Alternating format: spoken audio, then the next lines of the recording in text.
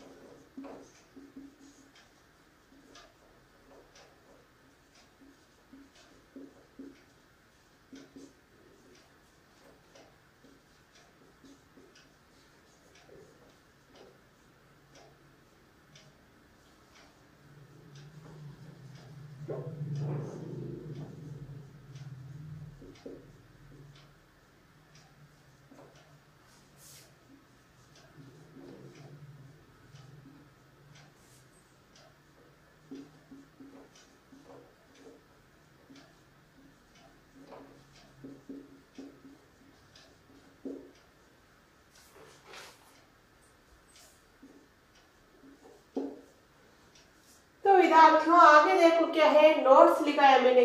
पूर्व वैदिक काल में महिलाएं सभा व वितप में भाग ले सकती थी, यानी पूर्व वैदिक काल में महिलाएं भी सभा में जा सकती थी। जैसे अभी जो पंचायत होती है गांव में, वहां सभा में पहले महिलाएं जा सकती थी।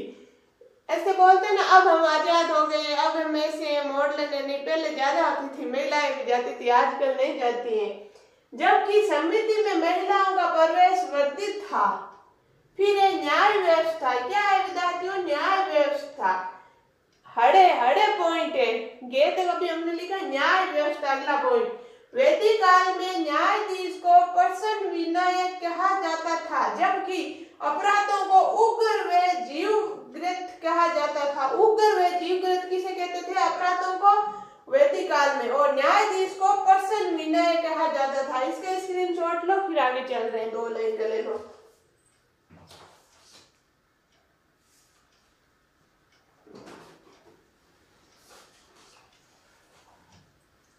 ले लिया होगा, ये तो आपको स्पष्ट दिख रहा है क्या बोल रहा है। चलो इसी का लिखना है, आगे यह लिखा देती हूँ।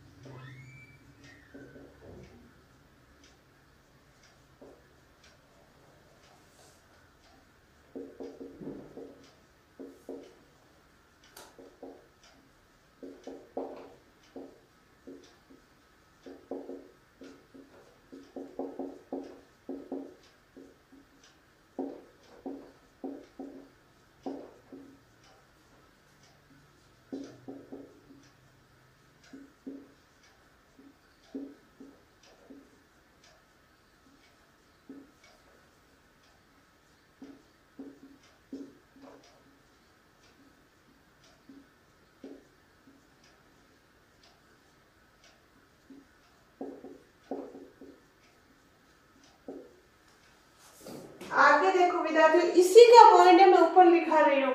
वैदिक काल में प्रमुख अपराध पशुधन चोरी थी तथा चोरी करने वाले को पणी कहा जाता था। जैसे अभी चोरी करने वालों को हम चोर बोलते हैं, पहले पणी बोलते थे। तो प्रश्न क्या आएगा विद्यार्थियों? पूर्व वैदिक काल में पशुधन चोरी करने वाले को क्या बोलते थे, या पणी किसे बोलते थे? तो पशुधन चोरी करने वाले चोर को क्या बोलते थे विद्यार्थियों? पणी। चोरी करने वाले चोर को पणी बोलते थे, पणी। फिर वैदिक काल में न्याय व्यवस्था में मृत्युदंड का उल्लेख नहीं मिलता है। ऐसे माना जाता है वैदिक काल में न्याय का मृत्युदंड नहीं देते थे, मृत्युदंड का उल्लेख कहीं नहीं मिलता है। तो ये 2 लाइन आप लिख लो, फिर हम आगे चल रहे हैं। लिखो, वैदिक काल में प्रमुख अपराध पशुधन चोरी थी तथा चोरी करने वाले को पणी कहा जाता था। फिर विद्यार्थियों, वैदिक काल में न्याय व्यवस्था में मृत्युदंड का उल्लेख नहीं मिलता था। चलो आगे चल रहे हैं। ले लिया आपने इनका स्क्रीनशॉट।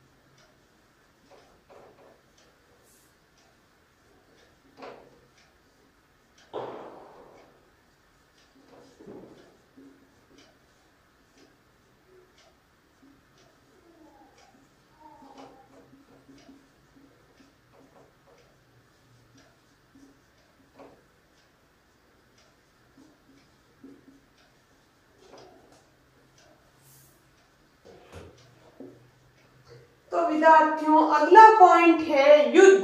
क्या है विद्यार्थियों? युद्ध।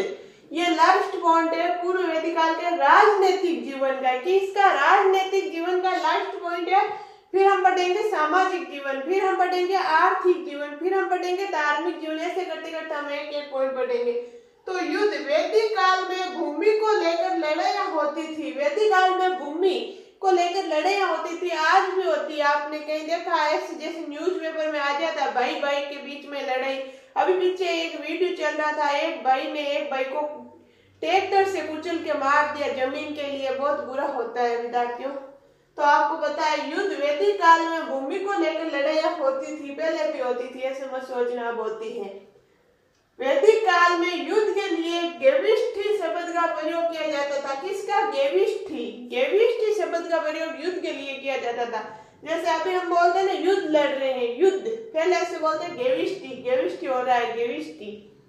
फिर वैदिक काल में प्रमुख युद्ध 10 राग युद्ध था विद्यार्थियों। वैदिक काल में 10 राग युद्ध हुआ था, जो रावी पुरुषनी नदी के किनारे लड़ा गया, जिसका प्रमुख कारण बर्जन के राजा सुदास द्वारा विश्वामित्र की जगह वशिष्ठ की गुरुपद देना था। विश्वामित्र की जगह विद्यार्थियों, इसे विश्वामित्र की जगह किसको? वशिष्ठ को गुरुपद दे दिया, इसलिए ये युद्ध हुआ था विद्यार्थियों। किसने दिया था? ब्रजजन के राजा सुदास ने। किसने? राजा सुदास ने दिया था। तो विद्यार्थियों इसका स्क्रीनशॉट लो, फिर हम आगे चल रहे हैं, इस युद्ध के बारे में देखेंगे। चलो ले लो, मैं बोल रही हूँ, आप लिख लो। युद्ध, वैदिक काल में भूमि को लेकर लड़ाइयां होती थी। वैदिक काल में युद्ध के लिए गेविष्ठ शब्द का प्रयोग किया गया।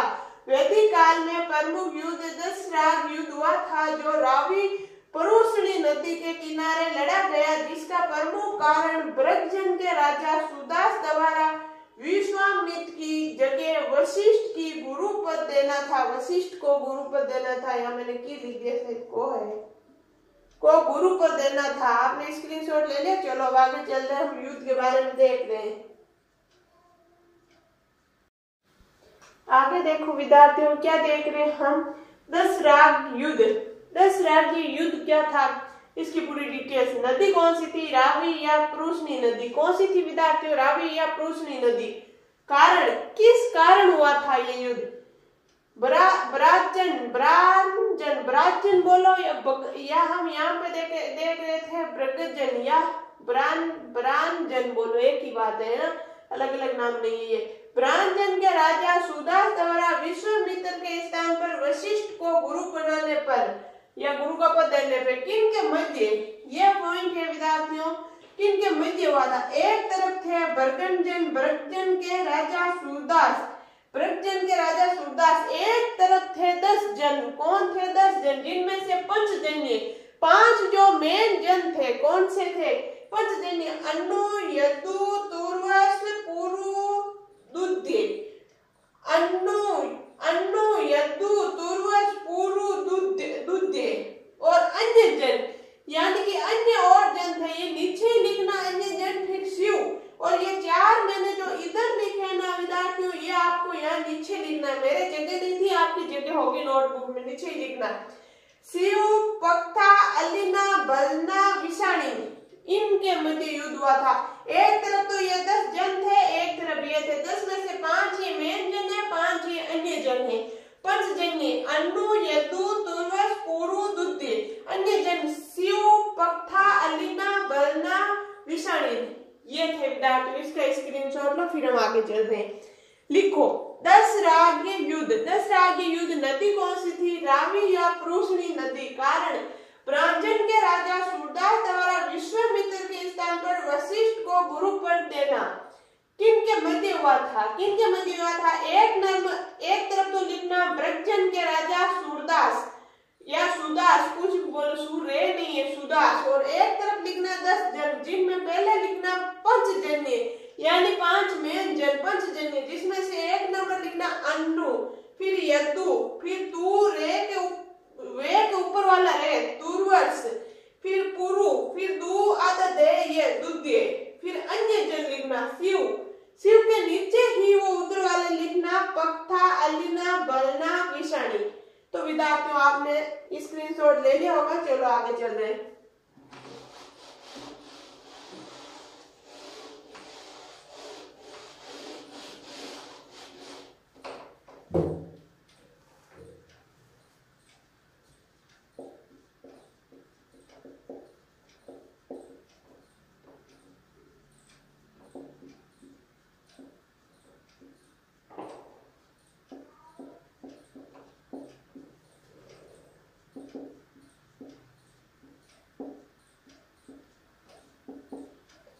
बर्गरजन, भरतजन, कुछ भी लिखना, ये एक ही बात है, आप समझ जाओगे। एग्जाम में पता नहीं अब क्या लिखा हुआ आएगा, एक दो मात्र इधर उधर होगी, बाकी आप अपने आप समझ जाओगे।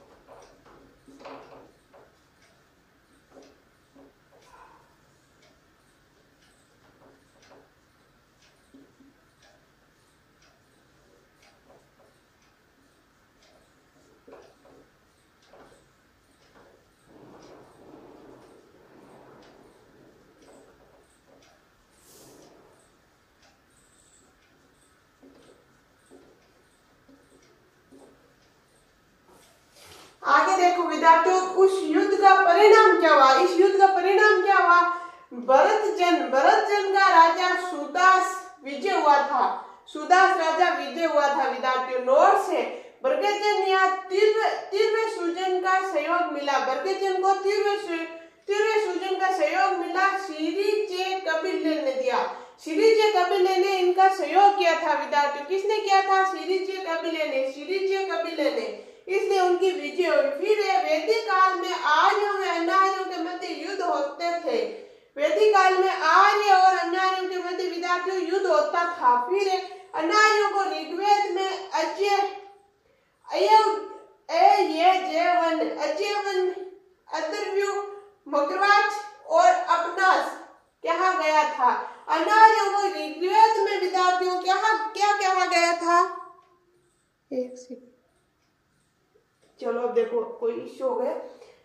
फिर वैदिक काल में आर्य व अनार्यों के मध्य युद्ध होता था। फिर देखो अनार्यों को ऋग्वेद में अयजवन, अदर्व्यू, मग्राच और अपनास कहा गया है। तो विद्यार्थियों इसका स्क्रीनशॉट लो, जल्दी लो, एक बार आप लिख लो। परिणाम, भरतजन का राजा सुदास विजय हुआ। नोट्स, बर्गजन या तीव्र सुजन का सहयोग श्रीजे कबीले ने किया था। वैदिक काल में आर्य व अनार्यों के मध्य युद्ध होता था। अनार्यों को ऋग्वेद में अयजवन, अदर्व्यू, मग्रवाच और अपनास कहा गया है। तो विद्यार्थियों आज के लिए इतना ही, बाकी पढ़ेंगे हम अगली क्लास में। आज हमने क्या पढ़ा? पूर्व वैदिक काल का राजनीतिक जीवन हमारे पूरा हो गया है। ये राजनीतिक, अब इसकी जगह अगली क्लास में पढ़ेंगे सामाजिक जीवन। कौन सा पढ़ेंगे विद्यार्थियों? सामाजिक जीवन। तो तब तक के लिए आप स्वस्थ रहो, मस्त रहो, पढ़ते रहो। अगर आपको मेरी क्लास अच्छी लगती है तो लाइक, शेयर और सब्सक्राइब करना बिल्कुल नहीं भूलना। धन्यवाद।